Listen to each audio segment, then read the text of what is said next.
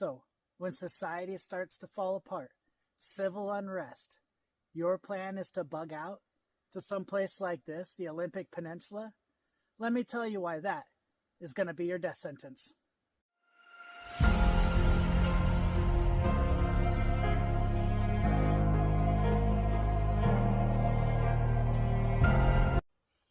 Again, camping at another old rock quarry. This one's going to be a fun one. Let's go. Hey everybody, welcome back to Expedition Edge and another quest to finding Bigfoot evidence. Today, we're here to both explore the Buckhorn Wilderness and how overlanding is preparation for doomsday survival Bugout.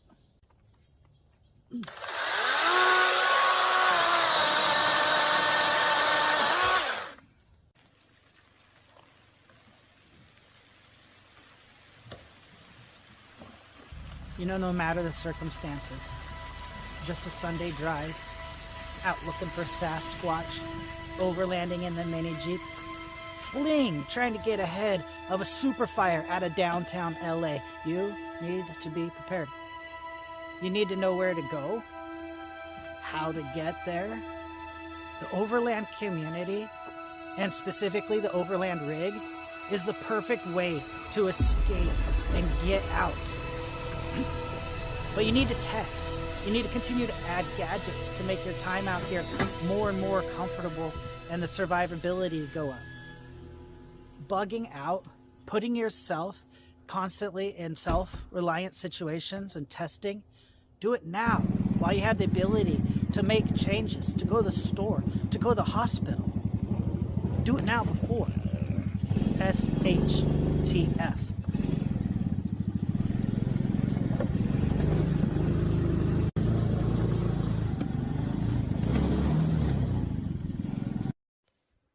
Look here, everybody. Came across another kill. Something totally devoured this thing. Left a hind quarter. Left the head, not as necessary. But totally got the insides. Look at that. Woo!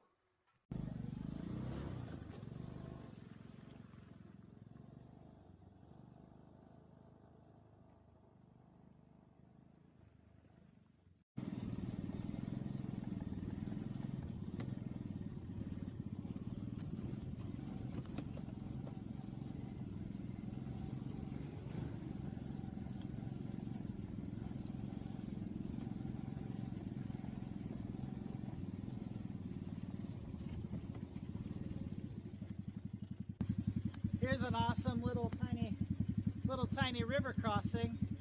Let's see if it's too muddy to cross.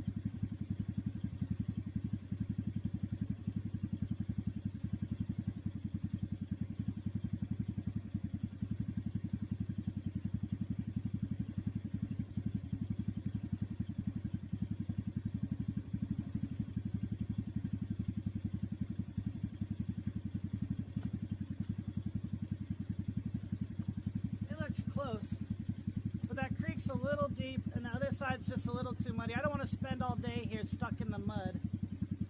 I mean, look how thick it was already just getting in here.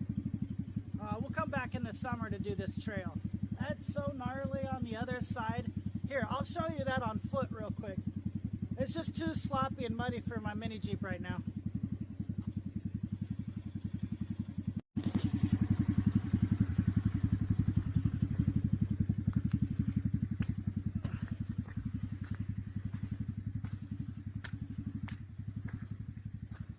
Look at that. I don't know if you can tell just how gnarly this part here. You can't tell, but that's like a 45-degree slope right there. I can't get my axles to clear that with this thick mud. You just can't quite see it, but there's a huge rut going right through here, and then another one right through here. And with just how sloppy the mud is, I can't get through there. We're gonna turn back around.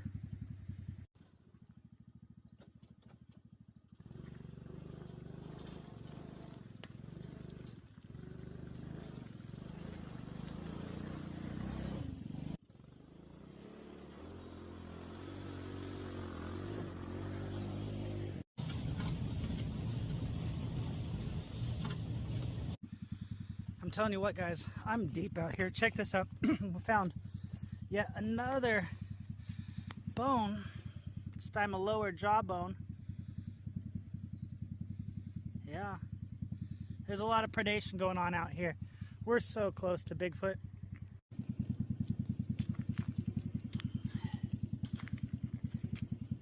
More and more bones. I'm telling you, this is the lair of some beast. I mean, look, it's just throwing its dinner waste all over the place.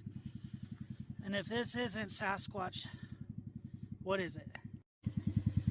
And I just want to show you, look, this beast is not a discriminate eater.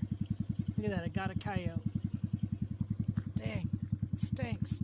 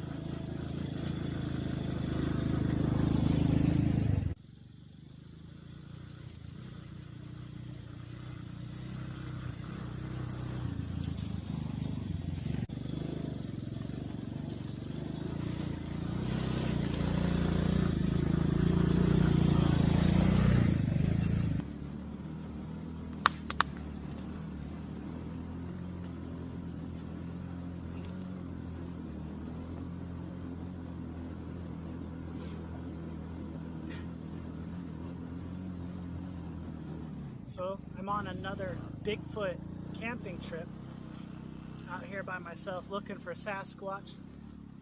And already in these 2 days I've been out here, I've seen some super sketchy things. And they've kind of also got me thinking while I'm out here Bigfooting. You know, we just had those 2 people die, and we'll talk about that a little bit later. Those 2 Oregonians that came up to Washington looking for Bigfoot and died. We'll talk about them again in a little bit. But I've also thinking, you know, as far as prepping is concerned, a lot of people have the idea that they're just going to come out to the forest when stuff hits the fan.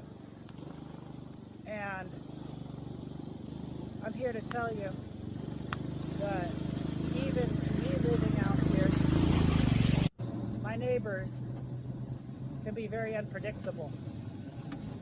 And if resources are scarce and you're trying to come out here, I don't know if that's going to be a good idea.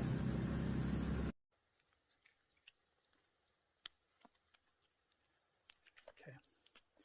There's so much movement going on up here, and there's all these little rock falls happening.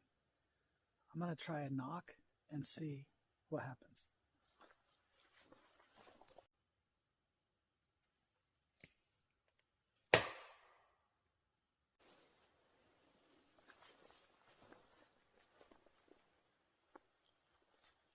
Nothing yet. Look at this. One of the trees at the campsite has a broken top. Look at that. Like something just reached up there and broke it. This is me. This is 6 foot down here. That's like 8 feet up there. Dang.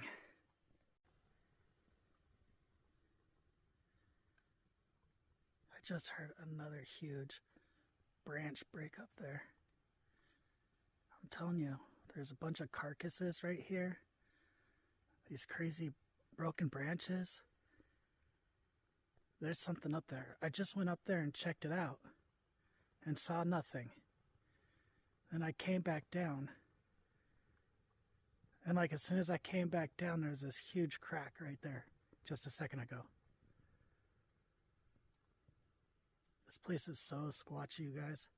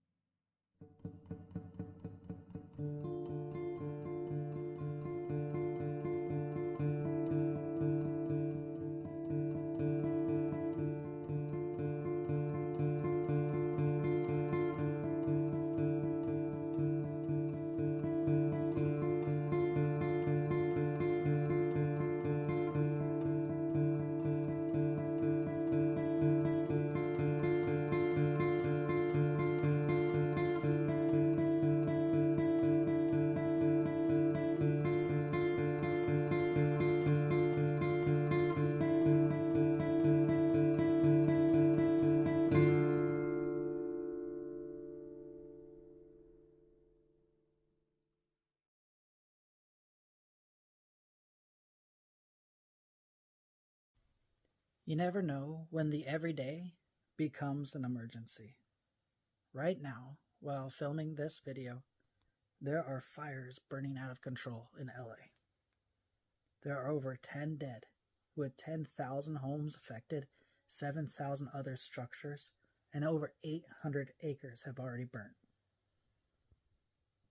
You never want to talk about emergencies that have taken lives, and it's so important to be prepared. Did you hear about the 2 gentlemen who came out of Oregon to Washington to search for Bigfoot? On Christmas Eve, it was notified that 2 men from Portland, Oregon had come to Washington's Mount Rainier area and had entered into the Gifford-Pinchot National Forest and never came home. After a 3-day search, 60 volunteers, dogs, drones, infrared technology, they were found dead to exposure.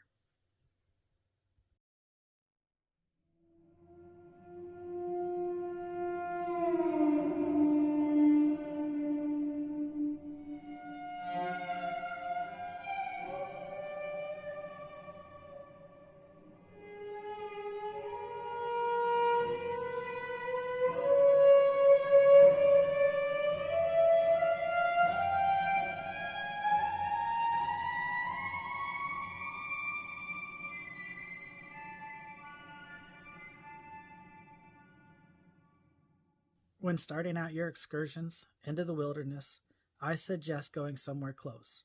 Familiarize yourself using maps like Onyx or Google and plan your route. Tell someone where you're going, when you'll be back, and stick to your plan. If you're going further, the best thing to do is get with other people who already know the area, such as a guided expedition.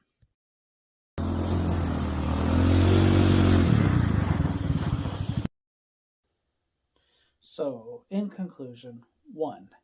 When crap does hit the fan, your plan can't stop at grab your bag and head for them there hills.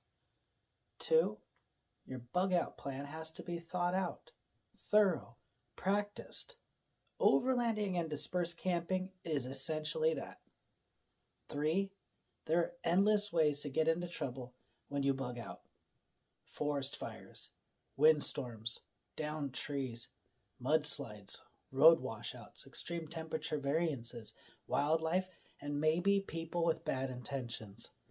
Last, with all this said, first priority, totally necessary, should be fortify your sanctuary and hold tight.